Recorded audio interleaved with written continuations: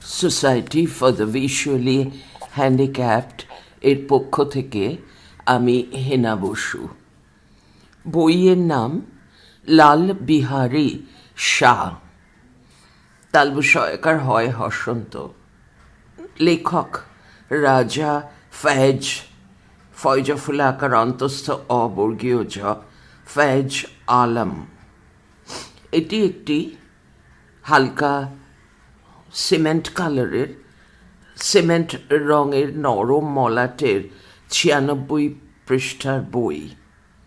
বইটির ওপরের প্রচ্ছদে একটি ডিম্বাকৃতি গোলের মধ্যে লালবিহারী শাহর আবক্ষ প্রস্তর মূর্তির ছবি রয়েছে।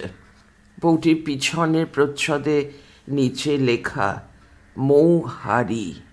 এই বইটির লেখক সোসাইটি ফর দ্য ভিজুয়ালি হ্যান্ডিক্যাপডকে উপহার দিয়েছেন। প্রথম একটি পৃষ্ঠা সাদা, তার মাঝখানে লেখা লাল বিহারী শাহ। পরে পৃষ্ঠা সাদা, তারপর শিরোনামের পৃষ্ঠা লাল বিহারী শাহ, রাজা ফেজ আলম, নিচে মৌহারি।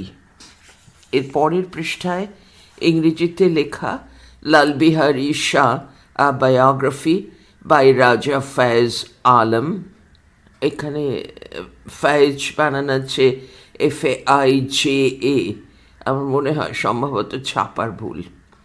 Published by Rajib Bardhan, Mouhari MOUHARI, 51 central road, Jadavpur, Kolkata 700032।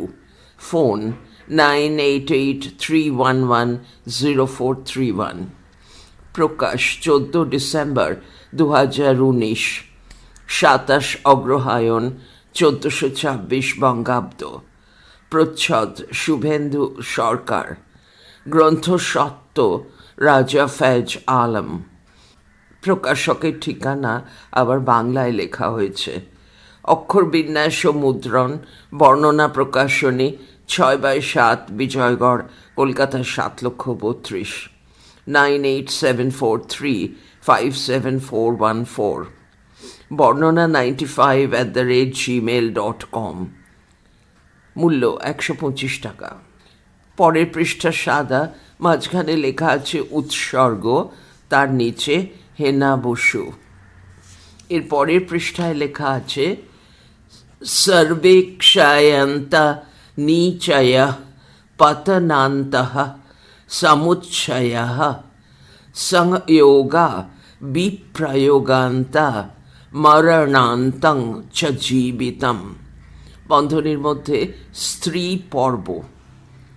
সকল সঞ্চয়ই পরিশেষে ক্ষয় পায়, উন্নতির অন্তে পতন হয়, মিলনের অন্তে বিচ্ছেদ হয়, জীবনের অন্তে মরণ হয়। তার নিচে লেখা লাল বিহারী শাহ, জন্ম 1 ডিসেম্বর 1853, মৃত্যু 1 জুলাই 1928। পরের পৃষ্ঠা নম্বর 7। ভূমিকা। উদ্ধৃতি শুরু। The men who make history have no time to write it. Stop. উদ্ধৃতি শেষ। Prince Klemanq, KLEMANQ, von, VON, Metternich, METHERMICK। বন্ধনী শুরু। ইতিহাস রচয়িতার কাছে তা লিপিবদ্ধ করে যাওয়ার সময় থাকে না। দাঁড়িয়ে উদ্ধৃতি শেষ। স্বর্গীয় আচার্য লালবিহারী শাহ কলিকাতা অন্ধ বিদ্যালয়ের প্রতিষ্ঠাতা। শত শত হাজার হাজার অন্ধকারময় জীবনকে সঠিক পথে এগিয়ে নিয়ে যাওয়ার পথ রচনা করেছিলেন। প্রতিদানে পাননি কিছুই। আমরা তাঁর সৃষ্টির কাছ থেকে নিয়েছি যত বেশি, দিয়েছি তাকে অল্প মাত্র। এই বই লেখবার কাজে আমি যাঁদের কাছে কৃতজ্ঞ বা ঋণী, এখানে তাঁদের কয়েকজনের নাম রইল। শ্রদ্ধেয় শিখা বিশ্বাস, শ্রদ্ধেয় রমেন্দ্রনাথ হালদার, মৌটুসী দত্ত, মোনালিসা সমাদ্দার, অঙ্কুশ মজুমদার, অরূপ সানি। আর আমার আপনজন দাদা ভাই শ্রীযুক্ত মৃগাঙ্ক হালদার এবং শুভাশিস গঙ্গোপাধ্যায়, আমার স্ত্রী কুমকুম চক্রবর্তীর নিত্যদিনের ভালোবাসা উৎসাহ না পেলে হয়তো এই বই আমার মতো দৃষ্টিহীনের পক্ষে কখনোই লেখা হয়ে উঠত না। যাদের নাম লেখা হলো না এখানে, তাঁরাও অনেকজন। সকলের সাহায্যই আমাকে সাহস জুগিয়েছে। পৃষ্ঠা 8। স্বর্গীয় আচার্য লালবিহারী শাহ এর জীবনী লিখব এই স্বপ্ন দেখেছি বহুদিন। আমি যেহেতু নিজেই দৃষ্টিহীন, তাই বহুদিন ধরে ভেবেছি আমার সামান্যতম অভিজ্ঞতাকে লিপিবদ্ধ করে রাখব, যা হয়তো কোনো এক সময় কোনো ব্যক্তি মানুষের প্রয়োজনে লাগলেও লাগতে পারে। আমার এই বই পড়ে যদি কোনো দৃষ্টিহীন অথবা চক্ষুষ্মান ব্যক্তি কোনোরূপ অভিজ্ঞতা লাভ করেন, সেটাই হবে আমার জীবনের পরম প্রাপ্তি। পৃষ্ঠা 9। বংশ পরিচয়। জানা যায় যে লালবিহারী শাহ এর পূর্বপুরুষেরা মুসলিম ধর্মাবলম্বী ছিলেন। পরে তাঁরা একে একে খ্রিস্ট ধর্মের প্রতি আকৃষ্ট হয়ে খ্রিস্টান ধর্ম গ্রহণ করেন। তাঁরা সকলেই ছিলেন ব্যাপটিস্ট। আজ থেকে প্রায় 200 বছর আগে যশোহর জেলায় একজন অতি সাধারণ মানুষ বসবাস করতেন, যার নাম ছিল সৈয়দ মোহাম্মদ বদরুদ্দিন শাহ। তিনি খুবই ধর্মপ্রাণ মানুষ ছিলেন। তার সমস্ত সম্পত্তি ধর্মের উদ্দেশ্যে দান করে বুধুই, বয়হস্য ধয় হর্ষ রস্যই, বুধুই শাহ নামে ফকিরি উদ্ধৃতির মধ্যে গ্রহণ করেছিলেন। ভারতে ইতিমধ্যে সমস্ত জায়গায় সুফি সাধকদের প্রভাব বিস্তার লাভ করেছে। ভক্তিবাদ তার চরম শিখরে পৌঁছেছে। আবার অন্যদিকে খ্রিস্টান মিশনারিদের আগমন, ক্যাথলিক ও ব্যাপটিস্টদের প্রভাব অনেকের মনেই স্থান পেতে শুরু করেছে। বুধুই শাহ ধর্মীয় কারণে ভারতের বিভিন্ন স্থানে তীর্থযাত্রা করার পর সুন্দরবনে আশ্রয় গ্রহণ করেন। তিনি সবসময় ঈশ্বর চিন্তায় ও ধ্যানে মগ্ন থাকতে ভালোবাসতেন। সুন্দরবন একটি বনাঞ্চল হওয়ায় কখনোই বসবাসের জন্য নিরাপদ ছিল না। জলে ছিল কুমিরের বাস ও ডাঙায় ছিল বাঘ। বর্তমানে যাতায়াতের সুবিধা, যোগাযোগের অনেক উন্নতি হলেও 200 বছর আগে ওইসবের কল্পনা করা ছিল বাতুলতা মাত্র। প্রকৃতির আলো ছাড়া আর কোনো আলোর ব্যবস্থাই ছিল না।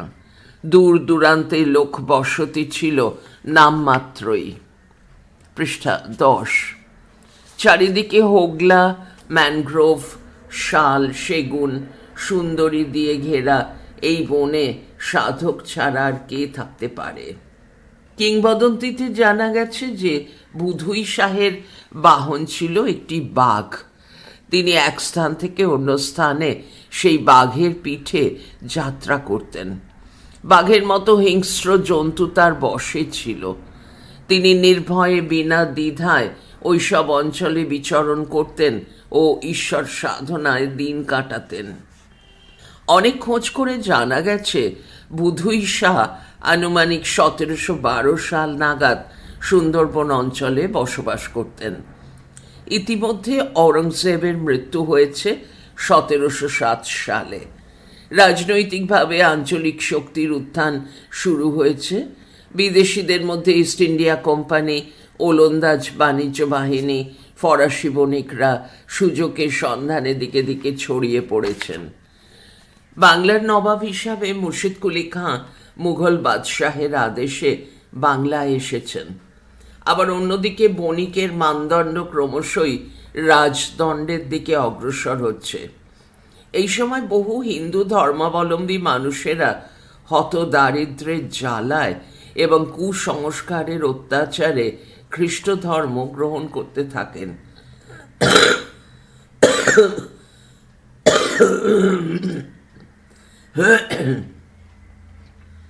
অপরদিকে মুসলিম ধর্মাবলম্বী মানুষেরাও সচ্ছল জীবনযাপনের আশায় খ্রিস্ট ধর্ম গ্রহণ করতে থাকেন। সেই সময় ডক্টর উইলিয়াম কেরি শ্রীরামপুরে খ্রিস্ট ধর্ম প্রচার করছিলেন। বুধুই শাহ ওই ধর্মের প্রতি আকৃষ্ট হয়ে শ্রীরামপুরের গঙ্গা তীরে খ্রিস্ট ধর্মের দীক্ষা গ্রহণ করেন ও পরে যশোহর জেলায় ফিরে গিয়ে আত্মীয় স্বজনকে ঈশ্বরের আশীর্বাদ লাভের কথা বলেন। তিনি সকলকে জান, বর্গীয় জয়াকার দন্তের জান নগরে আনেন। তখন শাহ পরিবারের সকলেই খ্রিস্ট ধর্মের দীক্ষা গ্রহণ পূর্বক ওই স্থানেই বসবাস করতেন। বুধুই শাহের একটি পুত্র রূপচাঁদ ও একটি কন্যা ছিল। রূপচাঁদের পুত্র কালাচাঁদ এবং তার পুত্র চিরস্মরণীয় লালবিহারী শাহ। রূপচাঁদ শাহ ও তার বোন সম্পর্কে বিশেষ তথ্য জানা যায়নি। পৃষ্ঠা 11। তাছাড়া কালাচাঁদ শাহের বাল্যকাল ও শিক্ষা সম্পর্কে আমাদের কাছে বিশেষ নির্ভরযোগ্য তথ্য নেই। সেই হেতু কালাচাঁদ শাহের কর্মযজ্ঞে প্রবেশ করা যাক। কালাচাঁদ শাহ লেখাপড়া শেষ করে তার জীবনের প্রথম চাকরিতে যোগ দেন ডক্টর উইলিয়াম কেরি সাহেবের ফ্রেন্ড অফ ইন্ডিয়া অফিসে। জীবনের শুরুতেই তিনি তার পরিবারকে যথাযথ সাহায্য করার চেষ্টা করেন। এই সময় তার মাতা পিতার মৃত্যু হয়। স্বভাবতই অন্যান্য ভাই বোনদের ভার তাঁর উপরেই ন্যস্ত হয়। ভালো চাকরির সন্ধানে নদিয়া জেলার কাপাসডাঙ্গায় পাদ্রী সুর সাহেবের অধীনে একটা কাজ গ্রহণ করেন। ওই সময় নদিয়া জেলার চারতলা গ্রামে অনেক চর্মকার পরিবার খ্রিস্ট ধর্ম গ্রহণ করেন। খ্রিস্ট ধর্ম গ্রহণ করার পর তারা নিজেদের পেশা ত্যাগ করে অন্য কোনো উপায়ে জীবিকা নির্বাহের পথ খুঁজতে থাকেন। খুঁজতে খুঁজতে তারা কাপাসডাঙ্গায় একটা বয়ন কার্যালয়ে কাজ পান। সেখানেই তাদের থাকার জন্য ঘরবাড়ি নির্মাণ করা হয়। এদেরকেই দেখাশোনা ও শিক্ষা দেওয়ার জন্যে কালাচাঁদ শাহকে নিয়োগ করা হয়। এই চাকরি গ্রহণ করে কালাচাঁদ শাহ সপরিবারে কাপাসডাঙ্গায় চলে আসেন। এই সময় তিনি প্রথম বিবাহ করেন, কিন্তু প্রথমা স্ত্রীর সাথে তার জীবনের বেশি দিন অতিবাহিত হয়নি।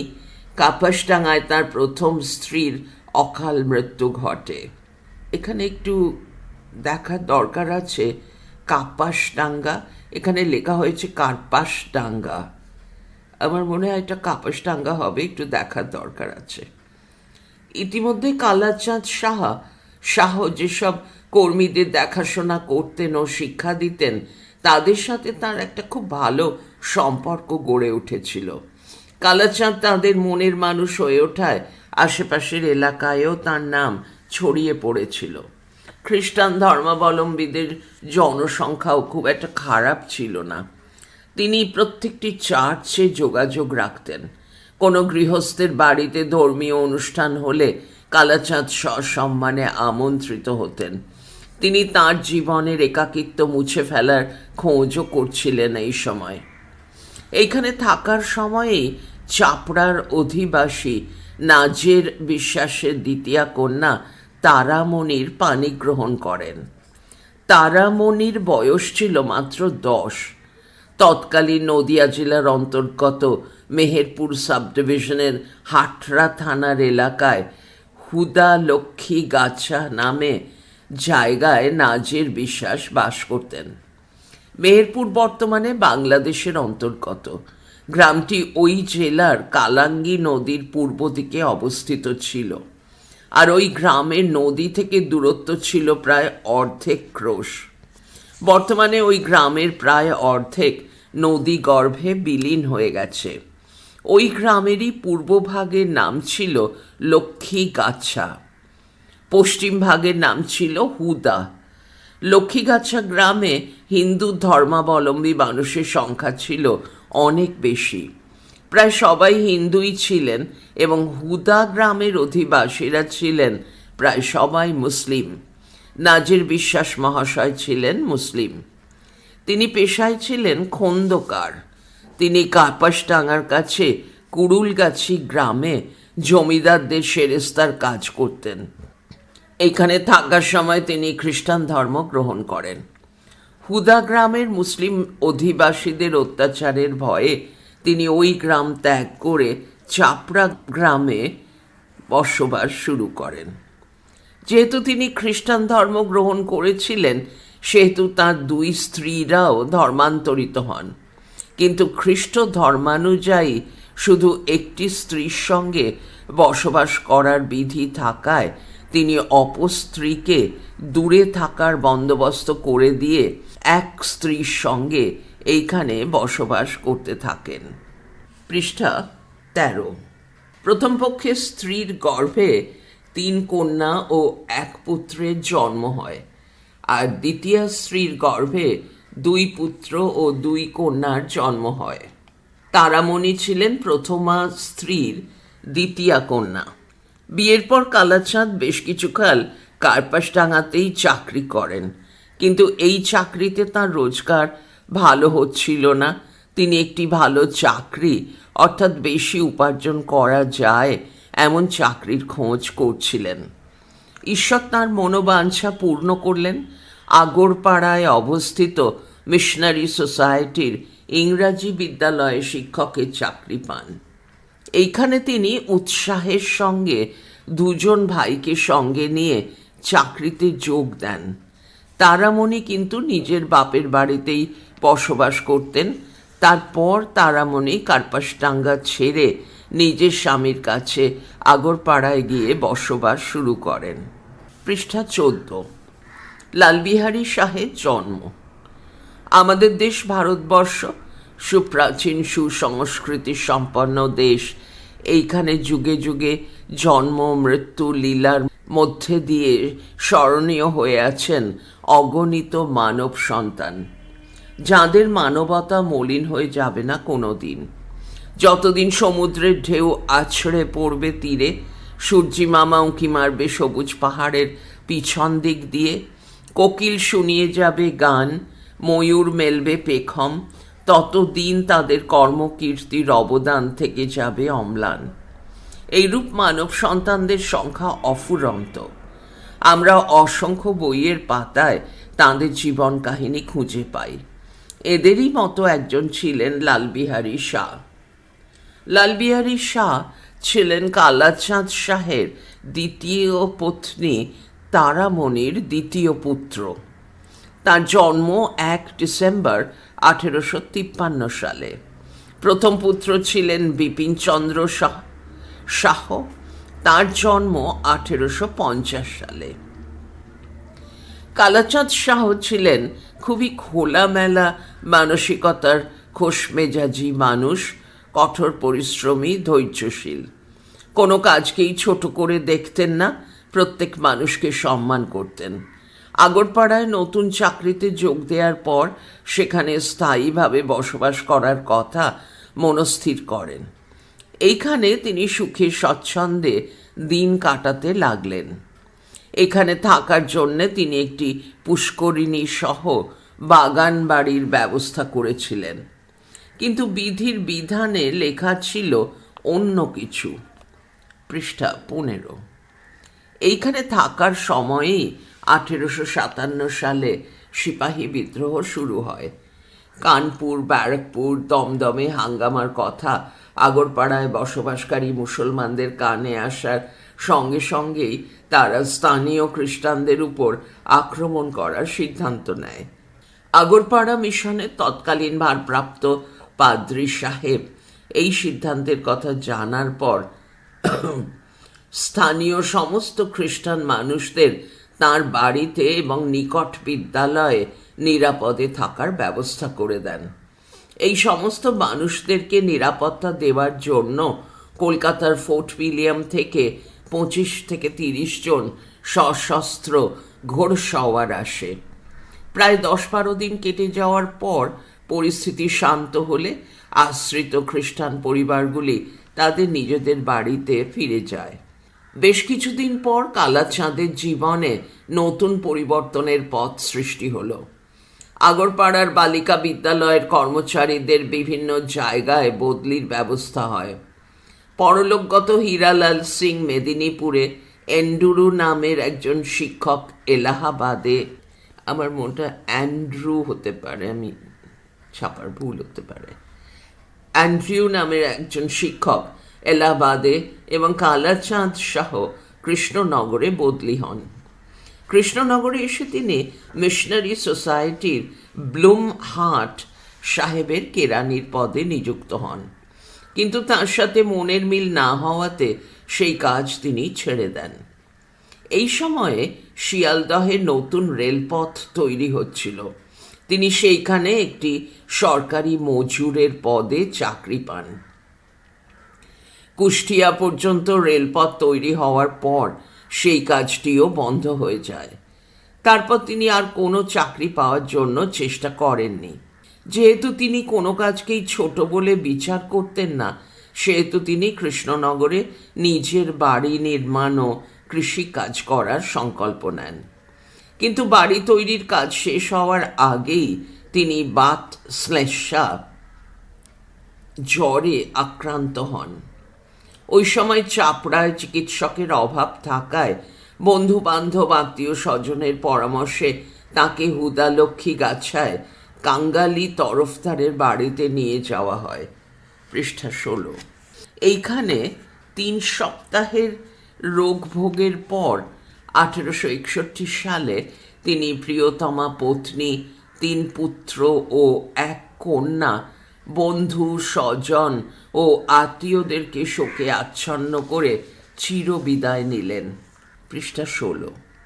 মৃত্যুর সময় তার আর্থিক অবস্থা খুবই খারাপ ছিল। তার নিজের পরিবারের ভবিষ্যতের জন্য সঞ্চিত কোনো অর্থের কোনো ব্যবস্থা ছিল না। স্বাভাবিকভাবেই তার মৃত্যুর পর সন্তানদের দেখাশোনা, ভরণ পোষণের জন্য ভরণ পোষণের ভার তারামণিকে নিতে হয়। কালাচাঁদ তার বড় ছেলে বিপিনচন্দ্রকে কৃষ্ণনগর মিশন স্কুলে ভর্তি করে দিয়ে যেতে পেরেছিলেন মাত্র। তারামণি কালাচাঁদের সঙ্গে থেকে বিপুল অভিজ্ঞতার অধিকারিণী হয়েছিলেন। তিনি জীবনের বহু উত্থান পতনের মধ্যে দিয়ে দিন কাটিয়েছিলেন বলেই এই রকম সংকটের সময় তিনি অতি বুদ্ধিমত্তার পরিচয় দিয়ে সম্মানের সঙ্গে পরিস্থিতির মোকাবিলা করতে থাকেন।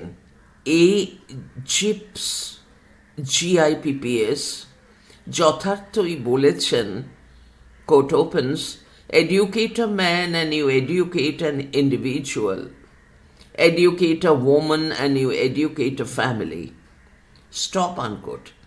একজন পুরুষের শিক্ষায় একজন ব্যক্তি শিক্ষা লাভ করেন, কিন্তু একজন নারীর শিক্ষায় এক পরিবার শিক্ষিত হয়ে ওঠে। পৃষ্ঠা 17। লালবিহারীর বাল্যজীবন, শিক্ষা ও জননীর সংগ্রাম। লালবিহারীর বাল্যজীবন সম্পর্কে বলার আগে এক নজরে পারিপার্শ্বিক পরিস্থিতি সম্পর্কে সামান্য অভিজ্ঞতা লাভ করা যাক। শাহের জন্মের ইতিপূর্বেই স্কুল বুক সোসাইটি ও হিন্দু কলেজ প্রতিষ্ঠিত হয়ে গেছে 1817 সালে। 1835 সালে ক্যালকাটা মেডিকেল কলেজ প্রতিষ্ঠা লাভ করে। 1853 সালে রেলপথ ও টেলিগ্রাম ব্যবস্থা শুরু হয়। 1854 সালে চার্লস বুডের শিক্ষা সংক্রান্ত ডেসপ্যাচ প্রকাশ হয়েছে। আবার 1856 বিদ্যাসাগরের উদ্যোগে লর্ড ডালহাউজির আনুকূল্যে বিধবা বিবাহ আইন পাশ হয়েছে। 1858 সালে সিপাহী বিদ্রোহ শেষ হয়ে যাওয়ার পর মহারানী ভিক্টোরিয়ার ঘোষণাপত্র অনুযায়ী কোম্পানির শাসনের অবসানের মধ্যে দিয়ে রাজনৈতিক পরিবর্তন দেখা দেয়। অন্যদিকে লালবিহারী শাহ বয়সে বিদ্যাসাগরের চেয়ে 33 বছরের ছোট ছিলেন। রামকৃষ্ণের থেকে 18 বছরের ছোট ছিলেন। স্বামী বিবেকানন্দের থেকে আবার পড়ছি, কিন্তু রবীন্দ্রনাথ ঠাকুর এর থেকে বয়সে 8 বছরের, স্বামী বিবেকানন্দের থেকে 10 বছরের, মহাত্মা গান্ধীর থেকে 16 বছরের বড় ছিলেন। প্রসঙ্গত বলে রাখা দরকার, 1852 সালে লুই ব্রেলের মৃত্যু হয়েছে তিনি ব্রেল আবিষ্কার করে গিয়েছিলেন, কিন্তু মৃত্যুর আগে লুই ব্রেল জানতেন না যে পদ্ধতি তিনি আবিষ্কার করেছেন তা ব্রেল পদ্ধতি নামে পৃথিবী জুড়ে লক্ষ লক্ষ দৃষ্টিহীন মানুষের জীবনে পরিবর্তন আনবে।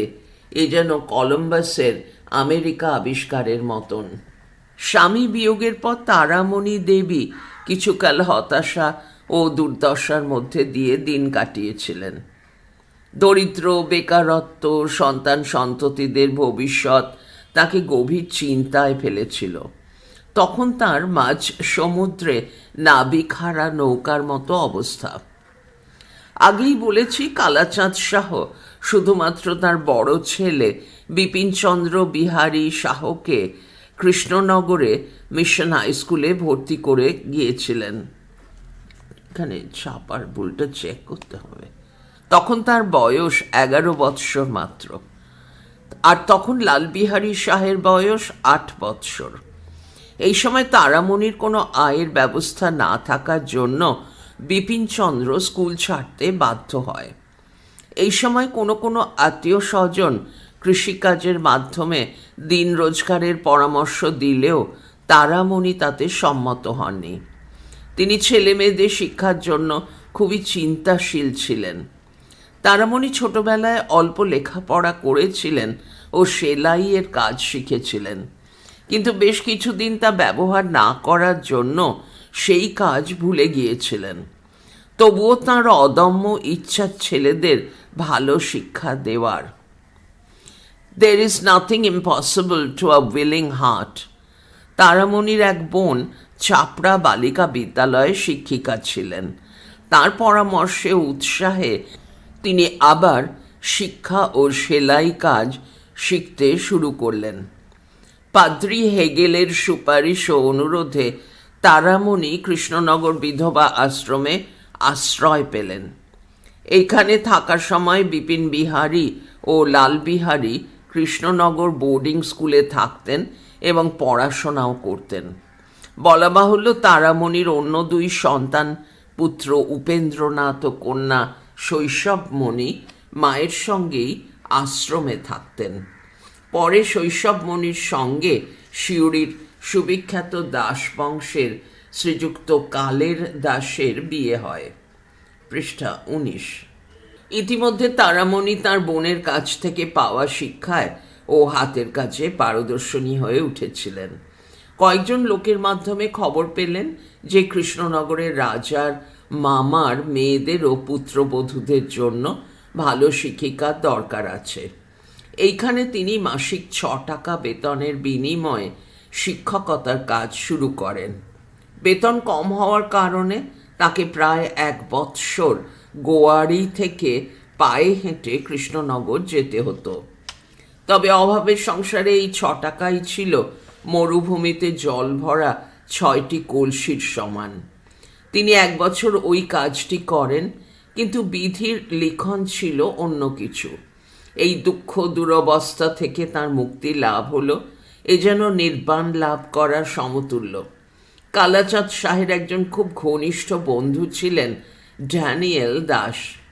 তিনি শ্রীরামপুরের অন্তর্গত চাতরায় CMS স্কুলের প্রধান শিক্ষক শ্রীযুক্ত রাসবিহারী রায়ের বাড়িতে ছিলেন। তার কাছ থেকেই কালাচাঁদের মৃত্যু, তার পরিবারের দুর্দশার অবস্থার সম্পর্কে খবর পেয়ে তিনি খুবই বিচলিত হয়ে পড়লেন।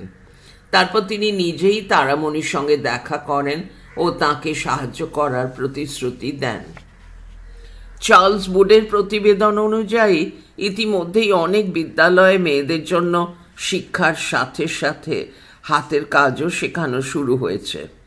সেই অনুসারে শ্রীরামপুরের বড় গির্জার পূর্ব দিকে ছোট ছোট ফিরিঙ্গি মেয়েদের জন্য একটা বিদ্যালয় ছিল। মিসেস লুকাস সেই বিদ্যালয়টি পরিচালনা করতেন। হাতের কাজের বন্ধনীর মধ্যে সূচি শিক্ষার জন্য তিনি একজন বাঙালি শিক্ষিকা খুঁজছিলেন। পৃষ্ঠা 20। তিনি একদিন ড্যানিয়েল দাসকে একটা উপযুক্ত শিক্ষিকা খুঁজে দেওয়ার জন্য অনুরোধ করেন। তখনই দাস মহাশয় বন্ধু পত্নীকে এই কাজটি করতে অনুরোধ করে চিঠি লেখেন। তারামণির তৎকালীন অভিভাবিকা শ্রীমতী ব্লুমহার্ট ইচ্ছে না থাকা সত্ত্বেও তারামণিকে শ্রীরামপুর যেতে অনুমতি দেন। তারামণি লালবিহারী শাহকে পড়াশোনার জন্য নিজের মায়ের কাছে রেখে অন্য 2 পুত্র ও 1 কন্যাকে নিয়ে শ্রীরামপুরে যাত্রা করেন। এইখানে তিনি 15 টাকা বেতনের বিনিময়ে মিসেস লুকাসের বিদ্যালয়ে যোগ দেন। মিসেস লুকাস তার জন্য একটি থাকার কোয়ার্টারের ব্যবস্থা করে দেন। ড্যানিয়েল দাস বিপিন বিহারীর ভার গ্রহণ করে তাকে চাতরা স্কুলে ভর্তি করান। নিজের বাড়িতে রেখেই তার তত্ত্বাবধান করতে লাগলেন। এইভাবে তারামণির 2 বড় সন্তানের পড়াশোনা শুরু হলো, যা পরবর্তীকালে নতুন ইতিহাস রচনার সহায় হয়েছিল। কিন্তু বিপিন বিহারীর এই ঠাঁই দীর্ঘস্থায়ী হয়নি। মানুষ ভাবে এক হয় আর এক, আবার নতুন বিপদের সংকেত দেখা দিল। তারামণি যখন 2 পুত্রের পড়াশোনার ভবিষ্যৎ নিশ্চিত করে মিসেস লুকাসের বিদ্যালয়ে চাকরি করছিলেন, তখন বিপিন বিহারীর পড়াশোনায় আঘাতের দুন্দুভি বাজল। ঘটনাটি হলো এইরূপ: লালবিহারী যখন কৃষ্ণনগরে বাস করছিলেন এবং তার দাদা বিপিন বিহারী ড্যানিয়েল সাহেবের সহযোগিতায় তার বাড়িতে থেকে পড়াশোনা করছিলেন, তখন ঘটল এক বিচিত্র ঘটনা। ড্যানিয়েল সাহেবের এক বন্ধু অম্বিকাচরণ রায় সপরিবারে বেড়াতে আসেন। ড্যানিয়েল সাহেবের কাছ থেকে বিপিন বিহারীর পরিচয় পেয়ে একই বাড়িতে থাকতে ও খাবার খেতে অনিচ্ছা প্রকাশ করলেন। পৃষ্ঠা 21। রায়বাবু একটু অন্য প্রকৃতির মানুষ ছিলেন, কিন্তু ড্যানিয়েল সাহেব রায়বাবুকে কোনোরূপ আঘাত না দিয়ে পরিস্থিতি সামাল দেওয়ার চেষ্টা করছিলেন। কোনো উপায় না দেখে অবশেষে বিপিন বিহারীকে অন্য কোথাও থাকার ও খাওয়ার ব্যবস্থা করতে বললেন। বাবার বন্ধুর কাছ থেকে এই রকম তিরস্কার তাঁর কাছে বজ্রাঘাতের মতো মনে হলো। সারা রাত ধরে বিপিন বিহারী ব্যথা বেদনায় অনিদ্রায় আকাশের তারা গুনতে গুনতে উপায় খুঁজতে থাকেন। কখন যে ভোর হয়ে গেল তা বোঝাই গেল না। প্রভাতের প্রথম কিরণ যেমনভাবে স্কুলের সামনের নদীতে এসে পড়ছিল, তেমনি বিপিন বিহারীর 2 নয়নের অশ্রু যেন রাতের অন্ধকার ভেদ করে নদীর জলে মিশে যেতে থাকল। কৃষ্ণ মালি নামে একজন উড়িষ্যার অধিবাসী চাতরা স্কুলে মালির কাজ করত। বিপিন বিহারীর এই দুরবস্থা দেখে তার মনে দয়া এলো। সে বিপিন বিহারীকে সমস্ত রকমভাবে সহযোগিতার প্রতিশ্রুতি দিয়ে নিজের ঘরে নিয়ে গেল। ইতিমধ্যে বিপিন বিহারীর মা এই ঘটনা সম্পর্কে অবগত হলেন। স্থির হলো এই যে বিপিন বিহারী থাকা ও খাওয়ার জন্য মাসিক 3 টাকা করে কৃষ্ণ মালিকে দেওয়া হবে। এইভাবে কৃষ্ণ মালির আদর ও যত্নে বিপিন বিহারীর পড়াশোনা চলতে থাকে। বিপিন বিহারী উজ্জ্বল ভবিষ্যতের দিকে এগোতে থাকে। কৃষ্ণ মালিরই সহযোগিতায় শ্রীরামপুরের কলেজের তৎকালীন অধ্যক্ষ পাদ্রি অ্যান্ডারসনের সাথে দেখা করে ব্যাপটিস্ট মিশন স্কুলে ভর্তি হয়ে বিপিন বিহারী পড়াশোনা শুরু করলেন। এইখানে বলা দরকার যে অ্যান্ডারসন সাহেব শাহ পরিবারের পরিচয় আগে থেকে জানতেন। শাহ বংশের অবদান খ্রিস্টান সমাজে সবারই জানা ছিল। জামনগরের বুধুই শাহ, রূপচাঁদ শাহ ও কালাচাঁদ শাহর কর্মজীবন কিংবা ত্যাগ সবাইকে মুগ্ধ করেছিল। পৃষ্ঠা 22। তাই এই বংশের সন্তান বিপিন বিহারীকে যথাযথ সহযোগিতায় কোনো কুণ্ঠাবোধ হলো না অ্যান্ডারসন সাহেবের। তাছাড়া খ্রিস্টান বাঙালি ছেলেমেয়েদের জন্য বিনা বেতনে থাকা খাওয়া পুস্তক ইত্যাদির ব্যবস্থা ছিল ব্যাপটিস্ট মিশনে। শুধুমাত্র ব্যক্তিগত প্রয়োজনীয় পোশাক ও দ্রব্যাদির ব্যবস্থা করতে হতো শিক্ষার্থীদের। এইভাবে বিপিন বিহারীর ব্যাপটিস্ট মিশন বিদ্যালয়ে উত্তীর্ণ হয়ে শ্রীরামপুর কলেজিয়েট স্কুলে প্রবেশিকা পরীক্ষায় সম্মানের সহিত পাশ করেন। এভাবে মাতা তারামণিরও কৃষ্ণ মালির মুখ উজ্জ্বল করলেন বিপিন বিহারী। পড়া চলছে পরের ফাইলে, পৃষ্ঠা 23, তারামণির শ্রীরামপুর ত্যাগ।